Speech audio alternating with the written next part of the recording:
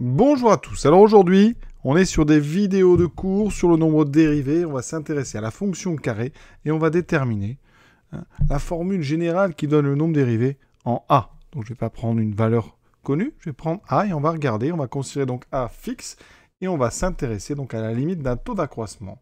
Ce taux d'accroissement, donc je rappelle, si on veut le nombre dérivé en A, il faut d'abord s'intéresser au quotient f de A plus h moins f de A sur H. Alors là, déjà pour certains, c'est difficile parce qu'on n'a que des lettres, on a f de A plus H, on a f de A. Le nombre A ici, on ne le connaît pas. On sait juste, c'est quoi? C'est une constante réelle. Donc l'avantage de faire ce genre de raisonnement, c'est qu'après on pourra remplacer A par le nombre qu'on veut et on aura comme ça des nombres dérivés à volonté. Donc ici, première chose qui peut être difficile pour certains, f de A plus H. Donc je vais l'écrire en haut, f de A plus H. Je rappelle qu'ici, on est sur la fonction carré. Ça veut dire qu'ici, quand on a f de quelque chose, eh bien c'est tout simple. Vous pouvez mettre ce que vous voulez.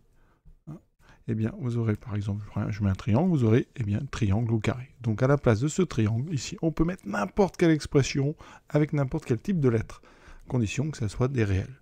Donc ici, eh bien, on va juste remplacer, eh bien, x par a plus h, ça me donne a plus h carré. D'accord? Pareil pour f de A. F de A sera donc, eh bien, je remplace x par a. Alors les parenthèses ne servent à rien, on va écrire tout de suite a carré. Et donc dans votre taux d'accroissement, il y a cette division par h, et en haut, eh bien, on va juste écrire a plus h au carré moins a carré. Et là, eh bien, on va développer les parenthèses. Ici, a plus h au carré. On a donc ici a carré plus 2h, c'est une identité remarquable, plus h carré. Pour ceux qui ont un petit peu de mal, eh bien, je rappelle quand même que quand on développe a plus h au carré, c'est comme si on développait a plus h fois a plus h. Donc on a a fois a carré, on a a fois h, mais on a aussi h fois a, ça fait 2h, c'est la même chose. Et ensuite on aura h carré.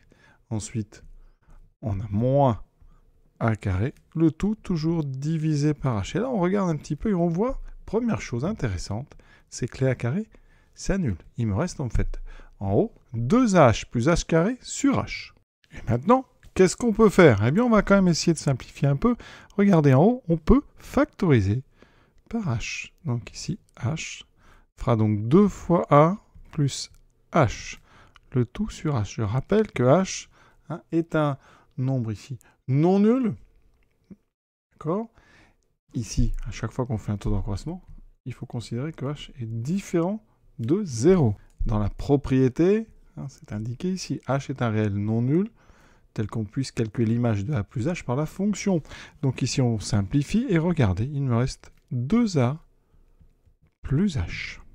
Et maintenant, on va regarder la limite de ce taux d'accroissement quand h tend vers 0. La limite, donc, de mon taux f de a plus h moins f de a sur h, quand h tend vers 0, c'est donc la limite de 2a plus h quand h tend vers 0. Dans ces cas-là, on considère que h est de plus en plus proche de 0, d'accord? Et a, lui, ne bouge pas. Donc, quand vous avez une quantité 2a plus h devient de plus en plus proche de 0, et bien votre quantité va intuitivement tendre vers 2a. La conséquence par rapport au cours, cette limite est finie. Donc, on peut dire que eh bien, f est dérivable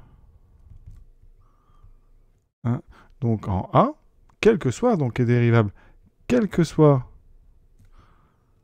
donc a réel, et le nombre dérivé en a, c'est toujours 2 fois a. Avant de terminer, je vais quand même graphiquement donner là une interprétation. Ça veut dire qu'ici, la tangente à la courbe de f, donc je vais appeler CF, au point d'abscisse petit a une pente de 2a. Regardons ça sur un graphique. Ici, en vert, la courbe donc de la fonction carré, la fameuse parabole. J'ai ici fabriqué un curseur petit a, et quand je bouge ce curseur, ça bouge ici le point d'abscisse petit a de la courbe. Vous voyez, c'est le point A, grand A, et j'ai tracé la tangente. Ici en pointillé, et bien quand a augmente, vous voyez bien, eh bien la tangente, elle bouge quand elle diminue aussi. Donc, en fonction de là où je pose le point A, eh bien j'ai une tangente différente. Et bien, ce qu'on peut remarquer, c'est qu'à chaque fois, si je me place par exemple, sur l'abscisse 1, eh bien la pente de cette droite orange vaut 2, son équation excitée à droite.